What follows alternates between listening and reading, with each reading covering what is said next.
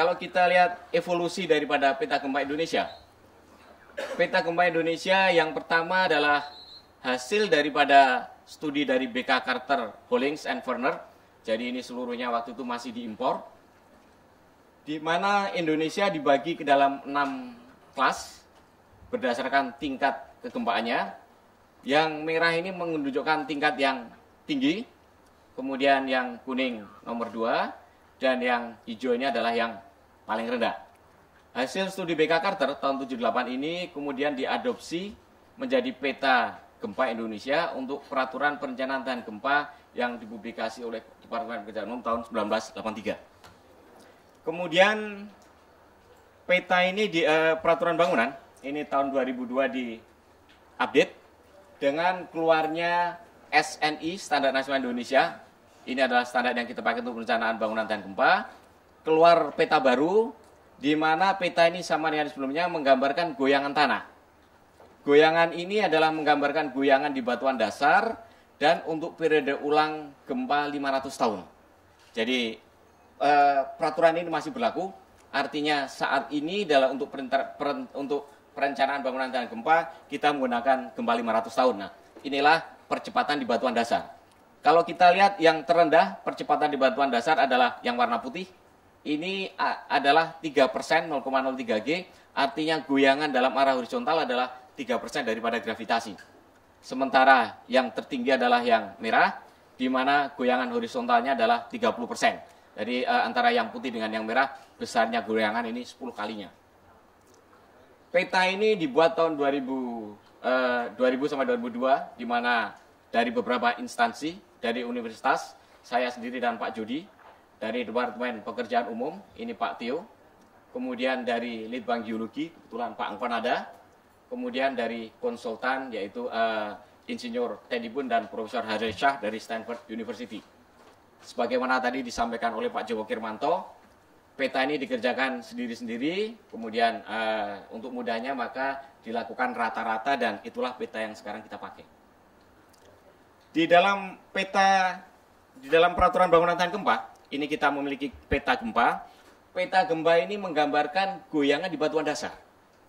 Kenapa kita batasi di goyangan di batuan dasar? Karena nanti masih ada koreksi kalau kita ingin mengetahui goyangan di permukaan yang sangat tergantung daripada jenis tanahnya. Jadi misalkan kita lihat di sini Jakarta, warnanya hijau, percepatannya adalah 0,15 G. Ini adalah goyangan di batuan dasar.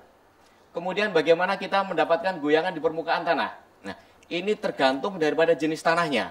Apakah tanah keras, tanah lunak, atau tanah yang sedang. Di mana setelah sampai permukaan, setelah merambah dari batuan dasar ke permukaan, percepatannya akan bertambah. Kemudian pada akhirnya goyangan di permukaan inilah yang akan menggoyang bangunan kita.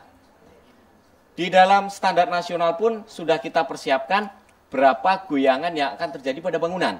Misalkan goyangan, bagaimana kita mengetahui goyangan pada bangunan? Kita perlu mengetahui adalah periode daripada bangunan.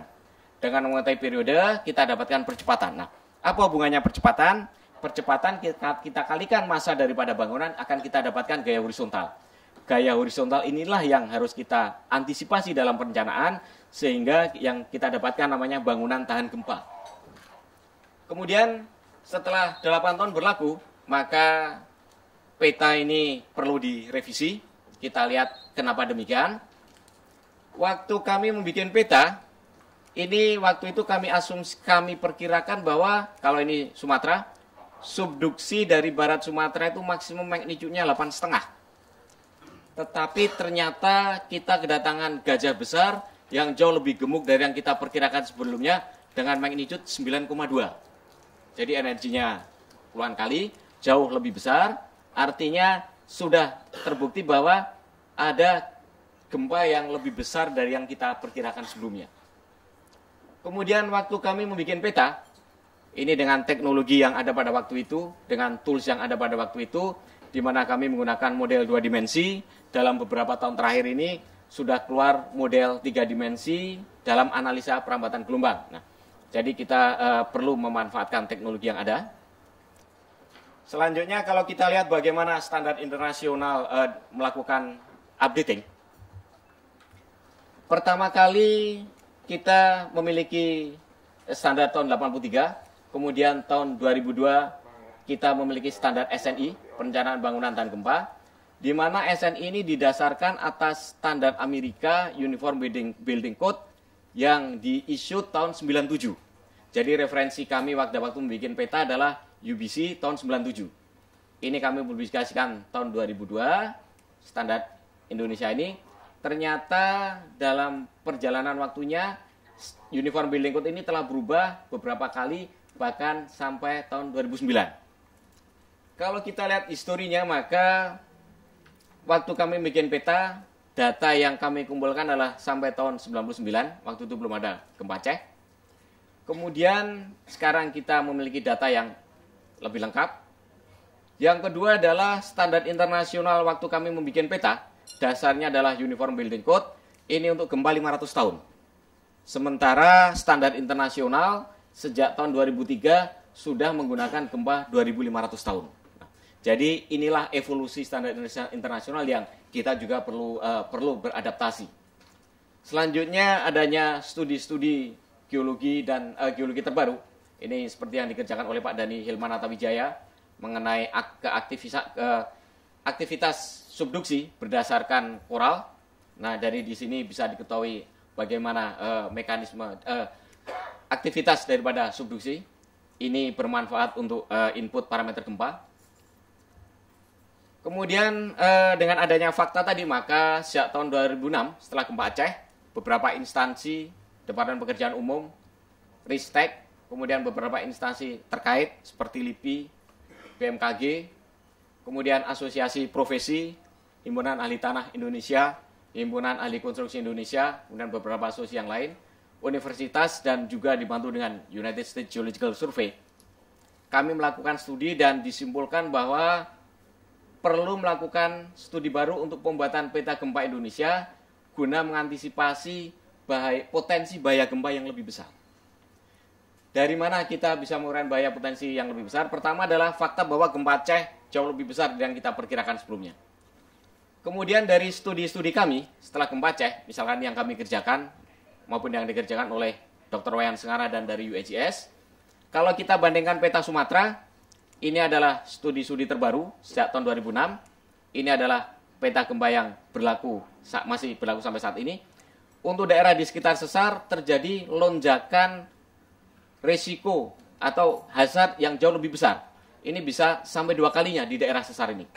Artinya apa? Hazard yang terjadi di beberapa lokasi jauh lebih besar daripada yang kita perkirakan.